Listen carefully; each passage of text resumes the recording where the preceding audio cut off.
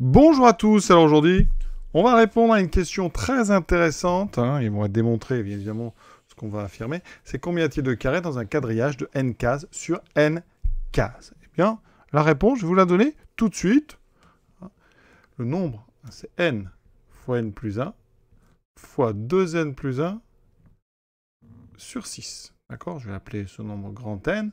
Alors certains ont reconnu l'expression d'une somme très célèbre, c'est la somme pour k égale 1 à n des k carrés. Voilà. Et donc, je vais vous démontrer ça. C'est très astucieux, c'est très rapide en plus. Voilà, on est vraiment dans le chapitre du dénombrement. Donc, on est parti avec des petites explications. Alors, regardons les 4 premiers cas pour k égale 1, 2, 3 et 4. Enfin, pour n égale 1, 2, 3 et 4. Ici, évidemment, pour n égale 1, on n'a qu'un seul carré possible. Évidemment, il est déjà devant vous. Et donc, ce carré ici. Alors, je vais faire ça en rouge que vous voyez bien. Voilà. D'accord? Maintenant, pour n égale 2.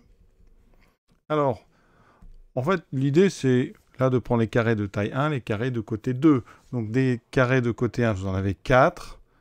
D'accord? Les carrés de côté 2, ben, vous en avez ici avec un seul. Donc, on a 4 plus 1, 5.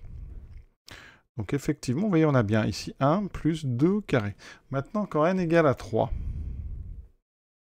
combien a-t-on de carrés? Alors, déjà, on a un grand carré de côté 3. Ensuite, des carrés de côté 4, évidemment, vous pouvez compter. Hein. Il y en a un comme ça, il y en a un qui est un petit peu décalé. Vous montez un petit peu, vous en avez 4. Hein.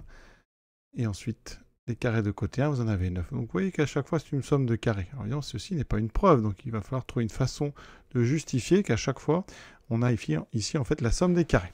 Donc, pour n égale 4, bien, on peut vérifier qu'on a un grand carré de côté 4. Vous aurez ici des carrés de côté 3, vous en aurez 4. Des carrés de côté 2, bien vous en aurez 9. Tout de suite, c'est moins facile à voir. Et les carrés de côté 1, vous en aurez 16. Ce qui fait, encore une fois, donc la somme des carrés de 1 jusqu'à 4. Voilà. Et après cette formule-là, eh bien c'est une formule qui est très connue, qui a été démontrée plein de fois. La somme des carrés de 1 à n, c'est n fois n plus 1 fois 2n plus 1 sur 6. Ça, c'est démontré. Pour ceux qui savent faire des récurrences, c'est une des récurrences très classiques. Je vous mettrai un lien pour ceux que ça intéresse, si vous voulez, pour aller voir la démonstration de cette formule. Alors, comment est-ce qu'on peut justifier, en fait, que c'est bien la somme de 1 à n des k au carré? Alors, on peut se poser la question, comment est-ce qu'on peut définir un carré comme ça dans un quadrage? Eh bien, c'est simple. Un carré, c'est 4 points, mais qui sont particuliers parce qu'ils forment un carré. Donc, si ici, je mets une taille de 3, je dois mettre ici une taille ici de 3. Voilà. Ça veut dire quoi? L'idée que je vais vous proposer, c'est que à partir du moment où vous avez défini ici la taille du carré et le coin supérieur gauche, eh bien vous avez les 3 autres points qui sont automatiquement qui vont suivre. D'accord? Donc l'idée, c'est de choisir le coin supérieur gauche de votre carré et la taille de ce carré. Donc regardons un petit peu si je veux par exemple des carrés de taille 4. Une première chose très importante, c'est qu'ici, si vous comptez le nombre de lignes, comme on a n cases, eh bien, ça nous donne une ligne de plus. Il y a toujours une ligne de plus que le nombre de cases. Par exemple, dans le carré, ici 2, 2, vous avez 3 lignes, 3 colonnes. 3 traits verticaux, 3 lignes horizontales, 3 lignes verticales. Ça veut dire qu'ici, j'ai n cases. J'ai donc n plus une ligne horizontale. Et pareil, j'ai n plus une ligne verticale. Moi, je veux des carrés de taille 4. Donc, je vous ai dit, je vais positionner le coin supérieur gauche. Donc, ici, dans ma figure, ici, qui a finalement 8, c'est 8 par 8. Qu'est-ce qui se passe? Si je mets mon sommet donc supérieur gauche ici, pas de problème. Je décale de 4, je descends de 4, j'obtiens un carré. Vous voyez? À chaque fois que je vais prendre un point comme ça, je vais pouvoir faire un carré. À une condition, c'est qu'il ne faut pas que je le mette trop à droite ou trop en bas. Parce que regardez, si je mets mon sommet trop près du bord, et bien là, par exemple, quand je vais décaler, je vais sortir. Ce n'est plus dans mon cadre. Ici, par contre, je pourrais descendre. Donc, il va falloir que je sois pas trop à droite, mais en même temps, pas trop bas. Parce que si je me mets trop bas, vous voyez, par exemple, je ne peux pas descendre. Et là, je ne peux même pas aller à droite.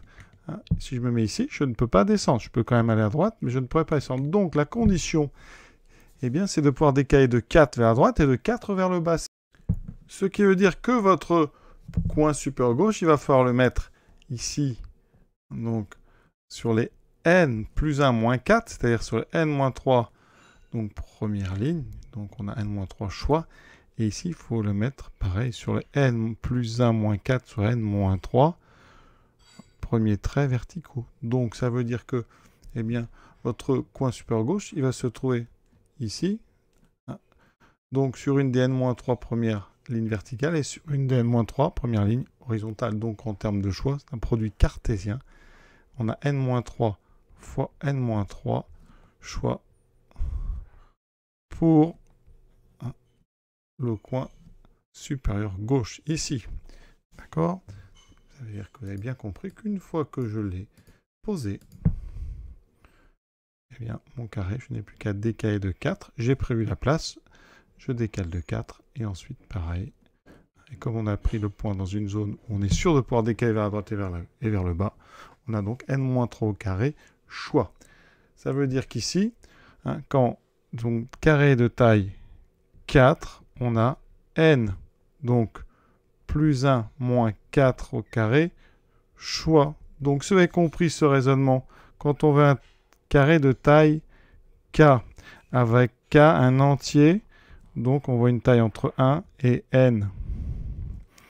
Eh bien, j'aurai n plus 1 moins k carré choix. C'est exactement un raisonnement. Il faut que je prévoie les k, la marge de k à droite et la marge de k en bas pour pouvoir décaler et créer comme ça mon carré à partir du coin supérieur gauche. Donc, vous voyez que les carrés sont apparus.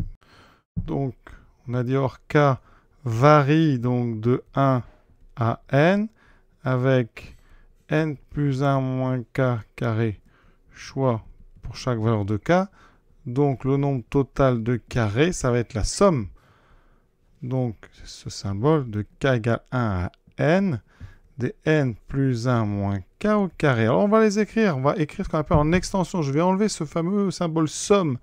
On va donc écrire la somme en remplaçant k par 1, par 2, par 3, etc. jusqu'à n. Qu'est-ce que ça donne? Eh bien, en remplaçant k par 1, le premier terme, c'est n carré.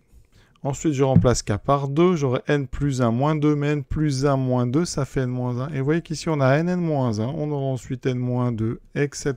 Jusqu'au dernier terme, quand on remplace k par n, ça fait n plus 1 moins n, donc il me reste plus 1 au carré. Et donc là, j'ai bien la somme des carrés de tous les entiers, de 1 à n. C'est bien la somme qu'on avait annoncée. Alors, je répète, cette somme, on sait qu'elle vaut n fois n plus 1 fois n 2n plus 1 sur 6, parce que ça, c'est une somme célèbre qu'on peut démontrer de plein de façons, notamment par récurrence.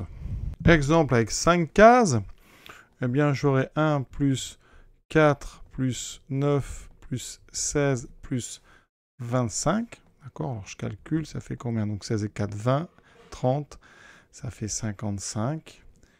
Regardez la formule, je remplace n par 5, ça fait 5 fois 6 fois 2 fois 5, 10 et 1, 11 sur 6.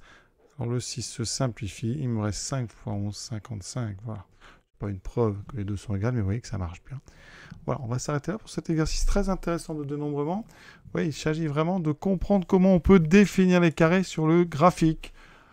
Voilà, donc je vous souhaite une bonne fin de journée à tous.